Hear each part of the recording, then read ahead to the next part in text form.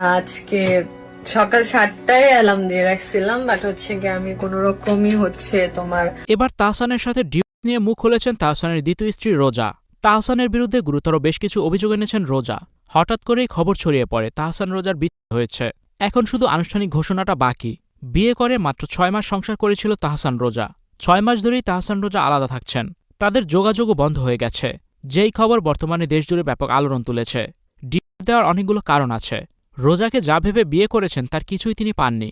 এদিকে রোজা বলেন অনেক ভেবেচিন্তে তাহসানকে বিয়ের সিদ্ধান্ত নেন তিনি। তাহসানই তাকে আগে বিয়ের প্রস্তাব দিয়েছে। রোজা শুরুতে রাজি ছিল না।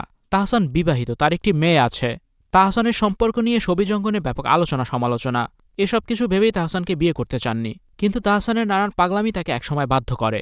রোজা বলেন তাহসান হুট করেই বলে 2 দিন পর আমাদের বিয়ে। 2 দিনে আমেরিকা থেকে দেশে গিয়ে কিভাবে কি করব কিছুই বুঝতে পারিনি। বিয়ের সিদ্ধান্ত সে পাগলামি করে নিয়েছিল। বিয়ের পর থেকেই তাহসানের আচরণ ছিল বেশ সন্দেহজনক। ঠিকমতো কথা বলে না, কিছু জিজ্ঞেস করলে রেগে যায়। দুজনের মতের মিল হচ্ছিল না।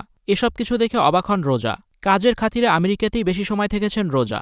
এভাবে দুজনের দূরত্ব আরও বেড়ে যায়। রোজাকে ফোন করেও কখনো খোঁজখবর নিত না তাহসান।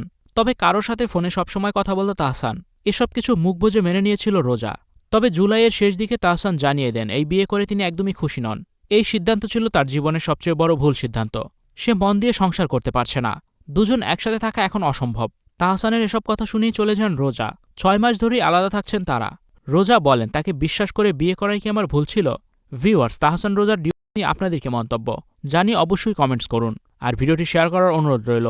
এ বিষয়ে আরও ভিডিও দেখতে আমাদের সাথে যুক্ত থাকার অনুরোধ রইল।